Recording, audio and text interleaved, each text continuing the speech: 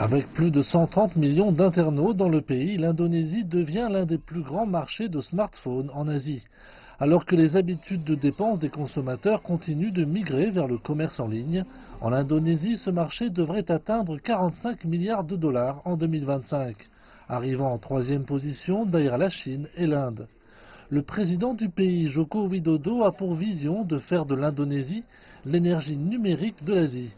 Pour y parvenir, il faut soutenir et améliorer davantage le secteur numérique, en particulier le marché du commerce électronique. Au cours des 3 ou 4 dernières années, le secteur du commerce électronique et de l'économie numérique, qui était insignifiant, a soudainement représenté 15 à 20% des investissements directs étrangers annuels totaux. J'estime donc que ces investissements directs étrangers annuels ou les afflux dans l'industrie du commerce électronique s'élèvent à 2 à 3 milliards de dollars chaque année. Une récente étude indique que les investissements étrangers peuvent aider l'Indonésie à atteindre un taux de croissance économique de plus de 5% cette année. Le secteur du commerce électronique devrait d'ailleurs en être le nouveau moteur. Nous constatons qu'au cours des 3 dernières années, au moins 10 start-up de commerce électronique en Indonésie ont bénéficié d'investisseurs étrangers, notamment chinois.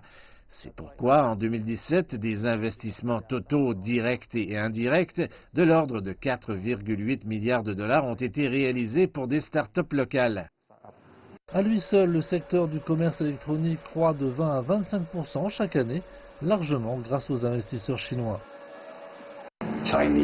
Les entreprises chinoises de commerce électronique et les entreprises numériques chinoises sont parmi les plus sophistiquées et les plus avancées et, bien sûr, parmi les plus grandes entreprises technologiques du monde.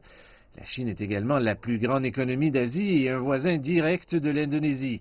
Je pense que la tendance en plein essor des sociétés numériques chinoises, des sociétés technologiques et des sociétés de commerce électronique arrivant en Indonésie est très naturelle et fortement bienvenue. L'augmentation du nombre d'investisseurs chinois en Indonésie est la preuve que les deux pays travaillent en étroite collaboration dans l'espoir de devenir des économies plus fortes.